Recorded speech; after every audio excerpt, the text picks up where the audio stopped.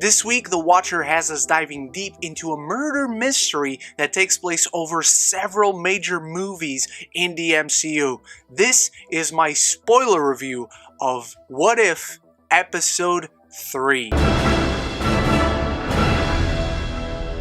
While trying to help Tony Stark with the poison coursing through his blood, Nick Fury and Natasha Romanoff accidentally kill Tony Stark, and soon enough they see around them that all the would-be Avengers members start to die one by one. Welcome to the weekly What If spoiler reviews. Thank you so much for clicking on this video. Thank you so much for watching. As always, I want to know your thoughts on the episodes of What If. Start the conversation in the comments below. That's always the most important part. And if this was the first video you're clicking on to see from me, thank you so much, first of all, for clicking on this video. It truly means a lot to me. Why don't you consider clicking that subscribe button down there? It does wonders to get the content out there, and you'll join a beautiful film fan community. So this is the last episode I saw in advance. I got the first 3 episodes. This was the last one. And there is a lot to like in this episode. The mystery of it is really intriguing and drastic. As soon as you start to see Tony Stark dying, and then you see Thor dying, and then Hawkeye dies, and then the Hulk freaking explodes, which we'll get to the Hulk specifically in a bit. It's insane, the theories that I was having along as I was watching this episode. But I love that Nick Fury was clearly our main character, and I love seeing a little bit of the rapport that he has with Natasha, because these two have known each other for a long time. Even a little bit of the rapport between Nick Fury and Hawkeye, we get to see that shine a little bit. And there's this constant, ominous, terrifying feel throughout this episode, because these guys, Iron Man, Thor, the Hulk, the most powerful beings on Earth, are dying one by one right in front of Nick Fury, right in front of Natasha, and they cannot do a single thing about it. Tony Stark's death happens during the scene in Iron Man 2 at the donut shop. Thor dies during the moment where he's trying to pick up Mjolnir from Thor, which ends up being blamed on Clint because he let go of the arrow, sort of. We'll get to that. And so Clint is left in a cell alone, and he ends up mysteriously dying, and then the Hulk gets injected with something that makes him explode at the university from the Incredible Hulk movie. Great to see Mark Ruffalo back. Great to see Mark Ruffalo, even if in voice only, in that scenario from the movie that we recognize. We didn't even see Emil Blonsky or anything, which was an interesting, deliberate decision on their part. And so the bulk of the episode is Nick Fury and Natasha trying to investigate this and find out what is actually going on. And I love how they raise the stakes halfway through the episode as Loki comes down to Midgard with the entire army of Asgard behind him, including the Warriors 3 and Lady Sif, and he's laying siege to Earth because he wants his brother back now that he is king. But Thor is no more, so the tensions inherently rise between Loki and Nick Fury. So now Nick Fury has to find out whoever is killing the Avengers, or the would-be Avengers, and he has to appease Loki, and Loki gives him time. He gives him, I believe it was 24 hours or until the next morning, so by this time it was like 12 hours. And as Natasha herself continues to dive deep on her side of the investigation, she gets assaulted and she gets killed. She gets murdered in the dark of a library, which is one of the creepiest scenes in anything MCU, to be honest. And this is where my problems emerge. We'll dive deeper into the problems later when I covered all the positives that I liked about the episode. But Natasha, as soon as she says, "Fury, it's hope! It's all about hope!"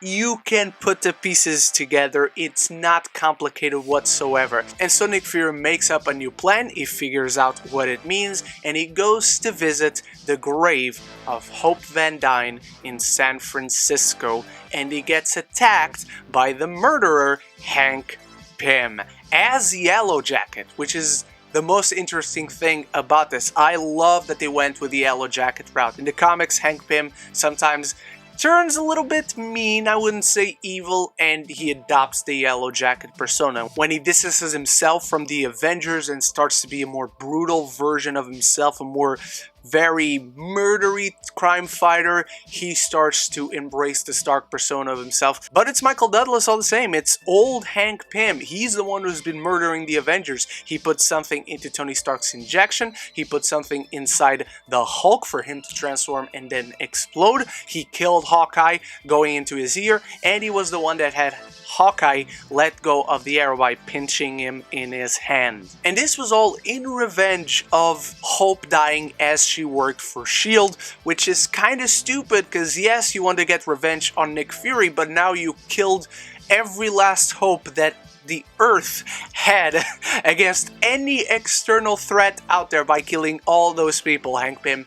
It is kinda dumb. Nevertheless, Nick Fury was prepared and worked with Loki to create illusions, and he ends up arresting Hank Pym and paying his respects to Hope Van Dyne, who would never do what her father did, and she'll be honored and remembered. And by the end, Loki becomes a diplomat for Asgard on Earth. Again, we've been talking about these endings so far in this show. They are really interesting, and with this, again, I want to see where this goes now. I want to see what happens as Asgard and Midgard come together and have a diplomatic relationship. Not only that, by the end, and this was a question I had throughout the entire episode, I was questioning if this is set in the same timeline of the first episode where Steve Rogers wasn't Captain America, if Steve Rogers also died because Hank Pym didn't kill him. But no, turns out he was still in the ice. Nick Fury goes there to uncover him, and earlier on, as Natasha gives the message to Nick that it's all about hope,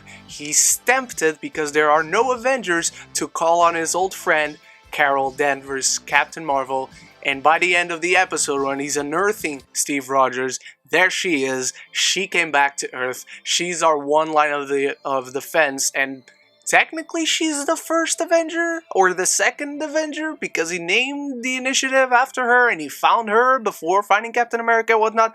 I don't know. What do you think? Who do you think is the first Avenger in this timeline? So now that I talked about the episode, the things that I really like the tension, I like the ending with Loki, I like that Captain Marvel is now here, she's going to work with Steve Rogers. Now we have two captains right away to start the Avengers initiative, but all the others are dead, so fuck them, I guess. Will Loki join the Avengers? That would be interesting. The problems I have with this episode is as soon as Natasha says it's all about hope, this twist doesn't really work, not because it's obvious. I actually like the story behind it, how Hank Pym was so angry at Nick Fury and so filled with madness and sorrow and pain that he went to attack him. Again, still really stupid that you'd kill all those heroes who had nothing to do with the situation, but we just have no context.